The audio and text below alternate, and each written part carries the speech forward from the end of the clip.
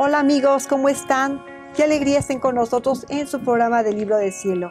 Y les damos la bienvenida el doctor Salvador Tomasini. Hola amigos. Marta Reynoso. ¿Qué tal? Buenas tardes. Y su servidora, Elvi Carrión. Y bueno, vamos a dar comienzo nuestro programa con la lectura 21.3, marzo 3, 1927. Donde reina el divino querer, llama a Dios junto con su obrar. El ofrecimiento a Dios de las propias acciones las purifica y las desinfecta. Estaba ofreciendo mis pequeños actos como homenaje de adoración y de amor al supremo querer, y pensaba entre mí, pero ¿será cierto que lo que hace el alma, que hace la divina voluntad, lo hace el mismo Dios? ¿Qué gloria puede recibir si habiéndole ofrecido yo mi pequeño trabajo y todo lo que puedo hacer, lo venga a hacer junto conmigo? Y mi dulce Jesús, moviéndose en mi interior, me ha dicho. Curiosa actitud de Luisa en el libro 21. Sí. O sea, sin embargo, recordemos que Jesús le dice que todas las dudas que él encuentra en todas las generaciones que van a conocer esto, se las pone a Luisa para que a través de ella nos conteste a nosotros.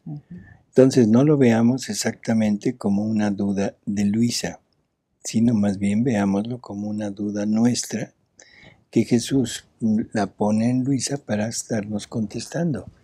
Así que realmente Jesús nos está hablando a cada uno de nosotros, pero a través de Luisa. Claro, Y aparte, pues quiere reconfirmar cada conocimiento en cada lección. A lo mejor ya lo vimos de alguna forma y ahora nos los presenta de otra para profundizarlo y que nos los haga más accesible, ¿no? Así es. Hija mía, ¿no me sientes en ti que estoy siguiendo tus actos? Porque donde reina mi voluntad, todas las cosas, aun las más pequeñas y naturales, se convierten en deleite para mí y para la criatura, porque son efecto de una voluntad divina reinante en ella, que no sabe hacer salir de sí ni siquiera la sombra de alguna infelicidad. Es más, tú debes saber que en la creación, nuestro Fiat Supremo estableció todos los actos humanos, invistiéndolos de deleite, de alegría y de felicidad. Así que en el mismo trabajo no debía provocar ningún peso al hombre, ni causarle la mínima sombra de cansancio, porque poseyendo mi querer, poseía la fuerza que jamás se cansa ni disminuye. Mira también las cosas creadas, son símbolo de esto. ¿Se cansa tal vez el sol de dar siempre su luz? Ciertamente que no. ¿Se cansa el mar de murmurar continuamente, de formar sus olas, de nutrir y multiplicar sus peces? Ciertamente que no. ¿Se cansa el cielo de estar siempre extendido, la tierra de florecer? No. ¿Pero por qué no se cansan? Porque está dentro de ellos la potencia del fiat divino, que tiene la fuerza que no se agota jamás. Entonces, todos los actos humanos entran en el orden de todas las cosas creadas y todos reciben la marca de la felicidad. El trabajo, el alimento, el sueño, la palabra, la mirada, el paso, todo. Ahora, hasta en tanto que el hombre se mantiene en nuestro querer, se mantiene santo y sano, lleno de vigor y de energía incansable, capaz de gustar la felicidad de sus actos y de hacer feliz a aquel que le daba tanta felicidad. Pero en cuanto se sustrajo, cayó enfermo y perdió la felicidad, la fuerza incansable, la capacidad y el gusto de gustar la felicidad de sus actos que el divino querer con tanto amor había investido. Esto sucede también entre quien está sano y entre quien está enfermo. El primero saborea el alimento, trabaja con más energía, toma placer en divertirse, en pasear, en platicar. El enfermo se disgusta del alimento, no siente fuerza para trabajar, se aburre de las diversiones, le fastidian las pláticas, todo le hace mal. La enfermedad ha cambiado su naturaleza, sus actos en dolores. Ahora supón que el enfermo volviera al vigor de su salud. Se restablecería en las fuerzas, en el gusto, en todo. Así que la causa de su enfermedad ha sido el salir de mi voluntad.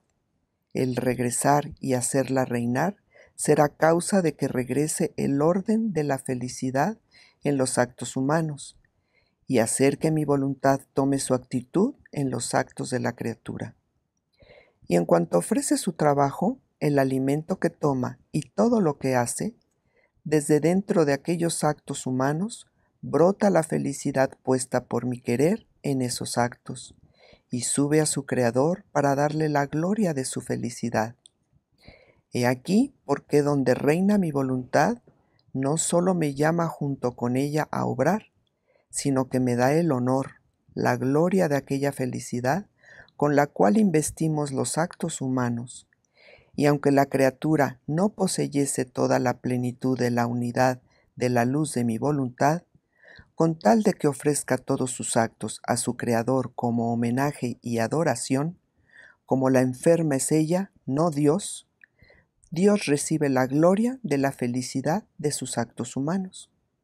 Supón un enfermo que hiciera un trabajo, o bien que preparara un alimento y lo diera a otro que está sano. Este que goza la plenitud de la salud no advierte nada, ni del cansancio de aquel trabajo, ni de la fatiga que el enfermo ha sentido al hacerlo, ni el disgusto de ese alimento que habría sentido si lo hubiera tomado el enfermo. Más bien goza en la plenitud de su salud, del bien, de la gloria y de la felicidad que le llevará aquel trabajo, y gusta el alimento que le ha sido ofrecido. Así el ofrecimiento de las propias acciones purifica, desinfecta las acciones humanas, y Dios recibe la gloria a él debida y por correspondencia hace descender nuevas gracias sobre aquella que ofrece a él sus acciones. Aquí el ofrecimiento, pues también quiere decir que todo hacerlo dentro de la divina voluntad. Uh-huh. Y lo fabuloso de esto, o sea, es que para Dios siempre el acto es completo. Uh-huh.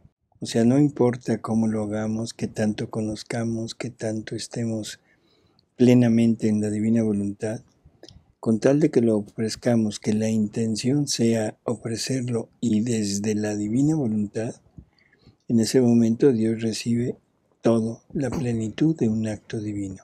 Recibe la gloria, el amor, la reparación, o sea, todo lo que la familia humana le debe, no nada más la criatura, sino todo completo.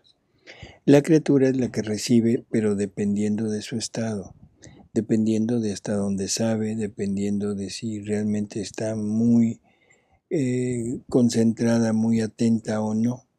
O sea, eso ya es algo que disminuye el logro para la criatura, pero no para Dios. Como ahorita el enfermo que dice aquí, ¿verdad? Los enfermos pues también somos los que estamos caídos, digámoslo así, pero de todas formas Dios toma en cuenta todo y el esfuerzo que cada quien haga de disposición. Así es, pero está hablando de los que donde reina la divina voluntad. Sí. No los que no. O sea, porque dice aquí, porque donde reina mi voluntad, no solo me llama junto con ella a obrar, sino que me da el honor, la felicidad y todo. Dice, y aunque la criatura no poseyese toda la plenitud de esa divina voluntad, el acto para él es completo, pero siempre y cuando esté en la divina voluntad. Okay.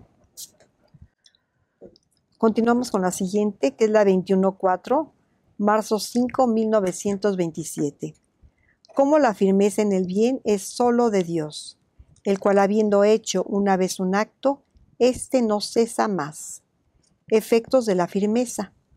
Cómo la humanidad de nuestro Señor fue vínculo de tiempos, remedio y modelo.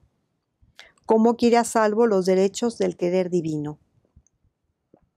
Me sentí en lo máximo de la aflicción por la privación de mi dulce Jesús, y en mi interior le decía: amor mío y vida mía, ¿cómo que has partido de mí sin decirme adiós, ni enseñarme hacia dónde dirigir mis pasos, ni el camino que debo recorrer para reencontrarte?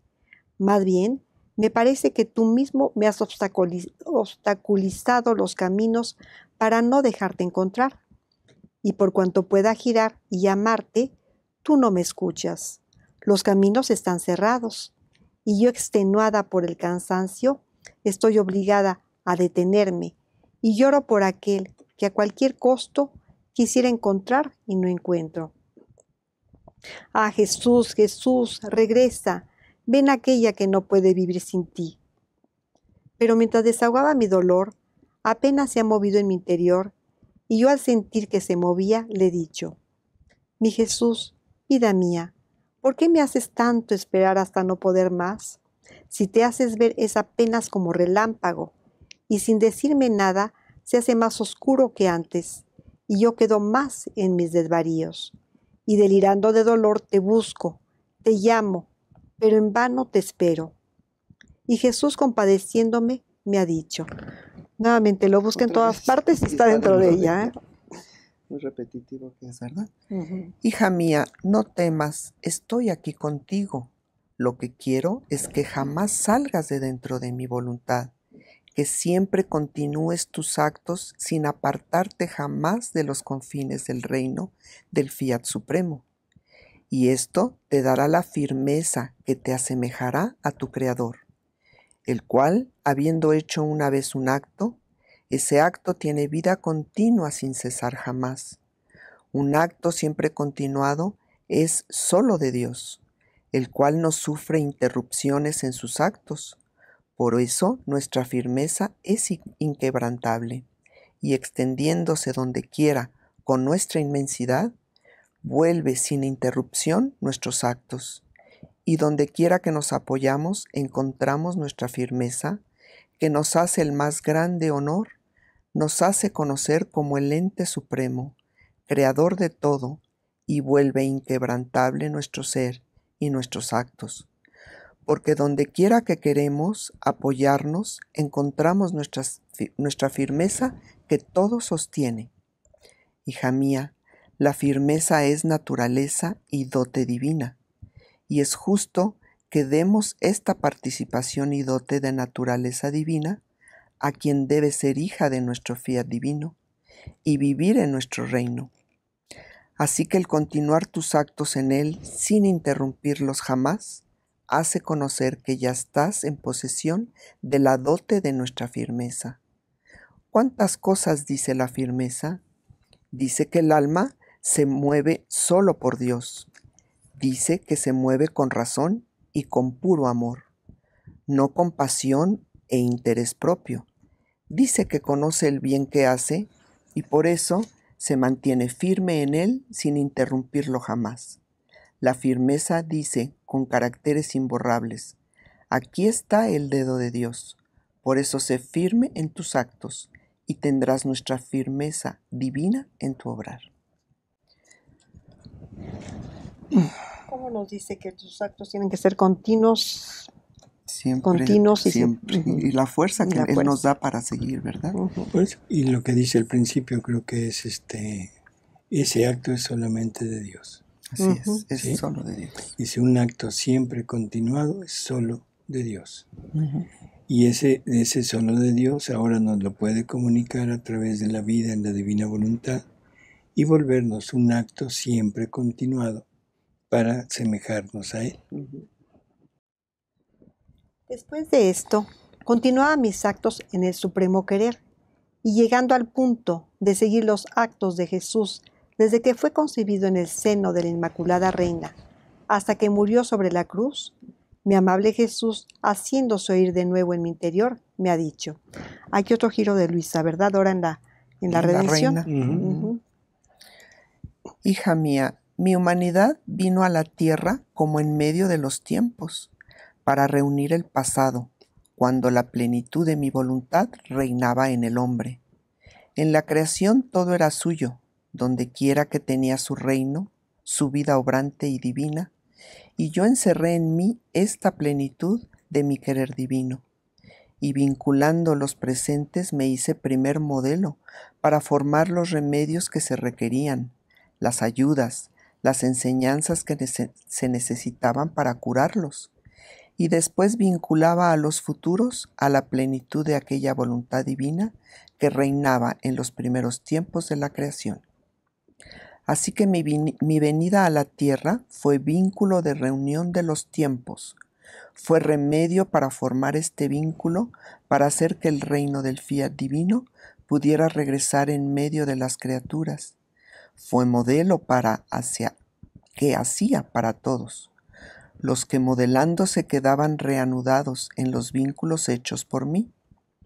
He aquí por qué antes de hablarte de mi voluntad, te hablé de mi venida a la tierra, de lo que yo hice y sufrí, para darte los remedios y el modelo de mi misma vida. Y después te hablé de mi querer. Eran vínculos que formaba en ti, y en estos vínculos formaba el reino de mi voluntad. Y señal de esto son los tantos conocimientos que te he manifestado acerca de ella. Su dolor porque no reina con toda su plenitud en medio de las criaturas y los bienes que promete a los hijos de su reino. Pues todos los conocimientos, ¿verdad? Tan importantes. Y primero, pues, su venida, su humanidad. Su humanidad, ¿no? Y después su divinidad. O sea, y este es el punto, esos primeros volúmenes en donde hemos hablado que se habla de virtudes, o sea, son esta parte. O sea, ese punto en donde Jesús viene no está hablando de su reino todavía, sino está hablando de esa unificación de nuevo de la humanidad que se había separado con la divinidad. Viene a unir nuevamente. Y ya una vez hecho, ahora sí, ya puede empezar a hablar prácticamente de la divina voluntad. Y eso se hace a partir del libro 11, donde ya es abierto el hablar y el poner lo que es esta divina voluntad. Después, yo continuaba rezando y me sentía medio somnolienta, cuando de improviso oí hablar en voz alta dentro de mí. He puesto atención y he visto a mi amado Jesús con los brazos en alto, en acto de abrazarme, que con voz fuerte me decía: Hija mía, yo no pido otra cosa de ti, sino que seas la hija, la madre, la hermana de mi voluntad, que pongas a salvo en ti sus derechos, su honor, su gloria. No pide nada, No, ¿verdad? todo quiere. Todo. Pero No qué pide hermoso, nada, ¿verdad? O sea, la hija, la madre, la hermana de su voluntad. Sí. Bueno. Y esto lo decía con voz alta y fuerte. Después, bajando la voz y abrazándome, ha agregado: El motivo, hija mía, por el cual quiero a salvo los derechos de mi eterno fiat, es porque quiero encerrar en el alma la Santísima Trinidad, y sólo mi voluntad divina puede darnos el lugar y la gloria digna de nosotros.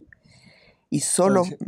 Si recordamos el catecismo, en el 260 nos hablaba de la unidad perfecta con la Santísima Trinidad, que esa era la finalidad de la divinidad.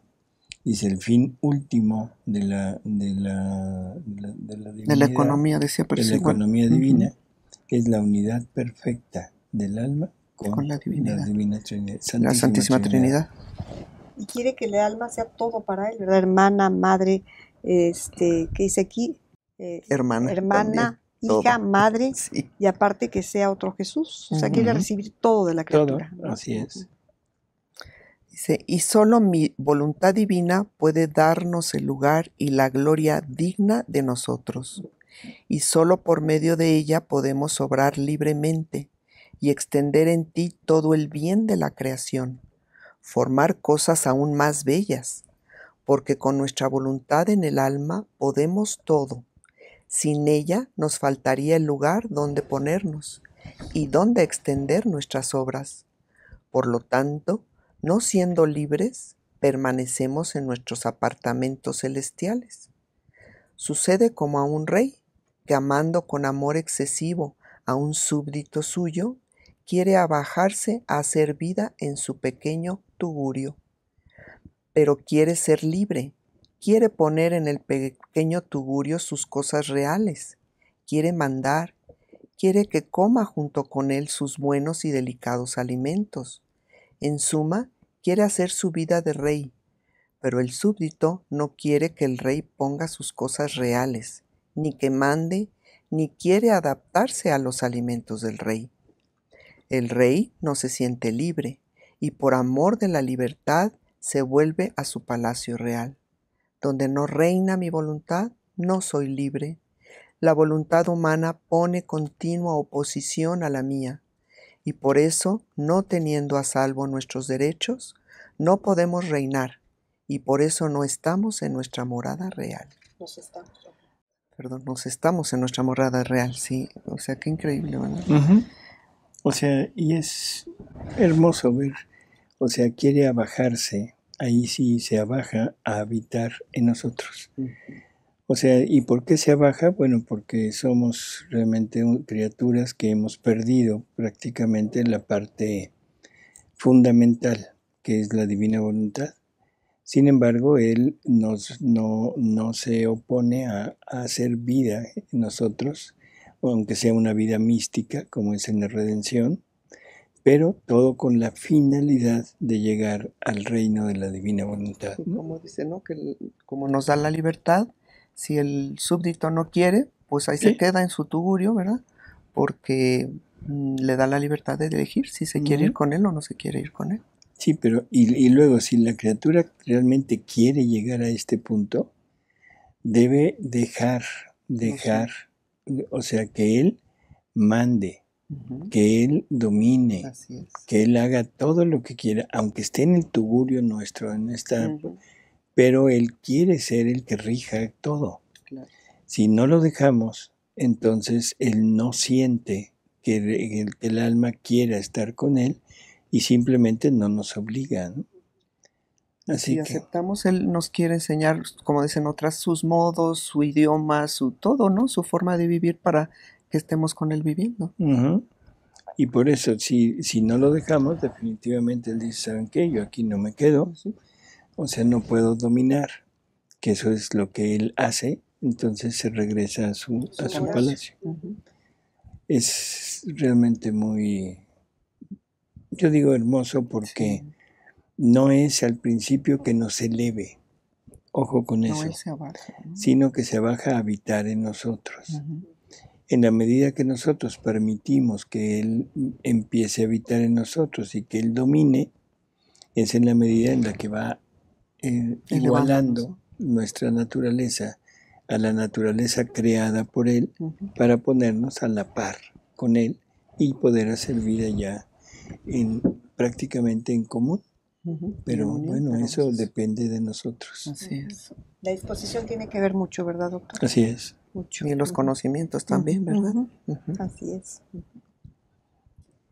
Vamos a la siguiente. Muy bien. Es la lectura 21.5, marzo 10, 1927. Cómo Dios en la creación daba los derechos de poseer el reino de la divina voluntad. Estaba, según mi costumbre, siguiendo los actos del querer supremo en la creación, y habiendo llegado al punto cuando Dios creaba al hombre, me unía con los primeros actos perfectos que hizo Adán cuando fue creado, para comenzar junto con él y para seguir donde terminó de amar a Dios, de adorarlo, cuando pecó, con aquella perfección con la que había empezado en la unidad del Fiat Supremo.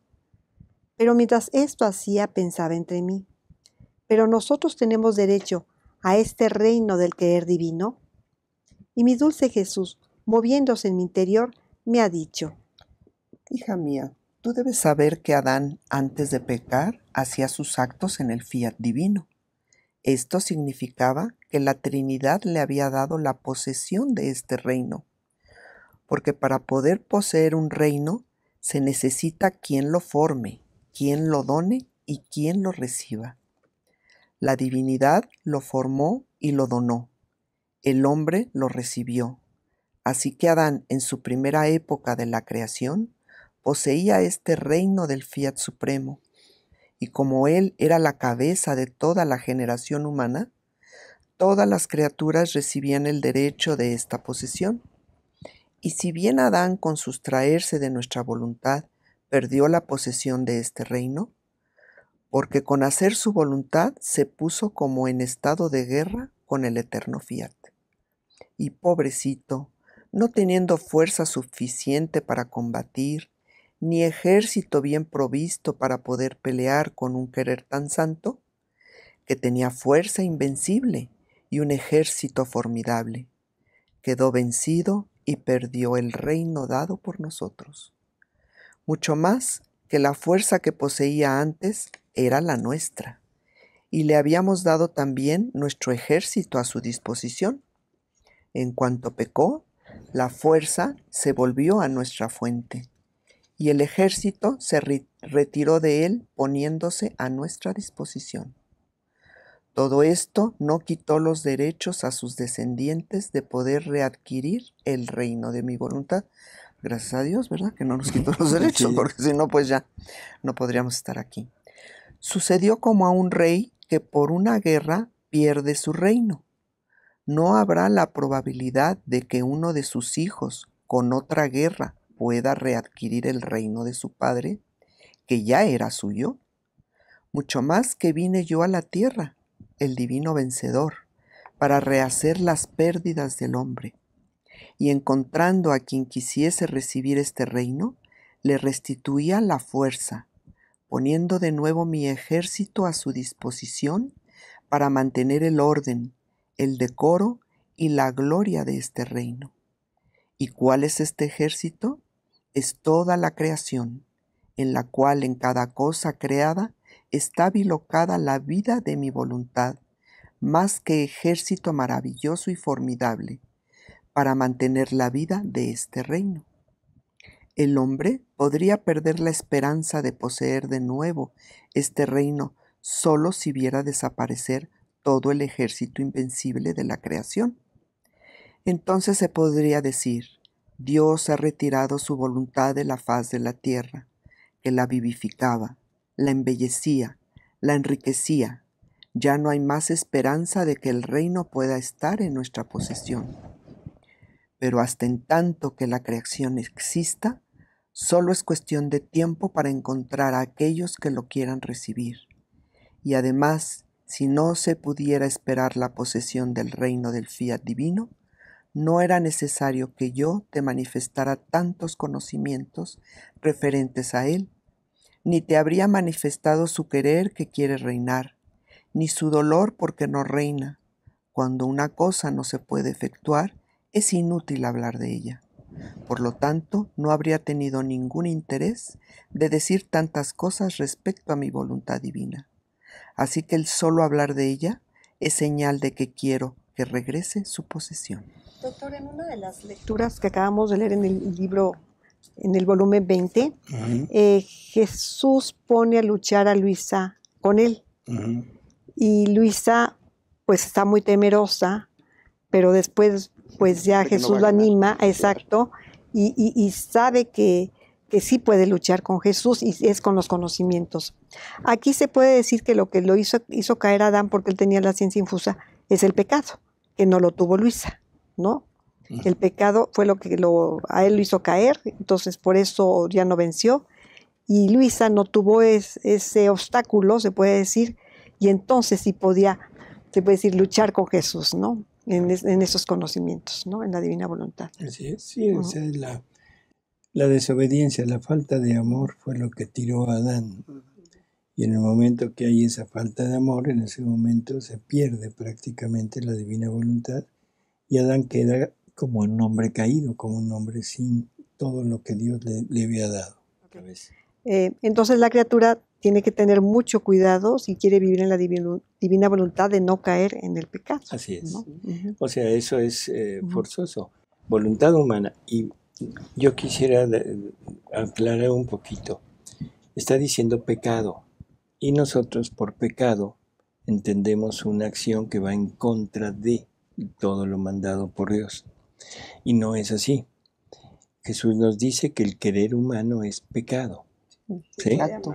O sea, no el pecado que nos imposibilita, que nos separa, sino el pecado es el hecho de no hacer el acto unido al acto divino, unido a la voluntad divina, y por lo tanto, no se le está dando vida a la vida divina en ese acto. Y eso es separación con Dios. O sea que cuando hablamos de pecado en la divina voluntad, no es el pecado que conocemos, sino es el hacer un solo acto, pero separado de la voluntad divina.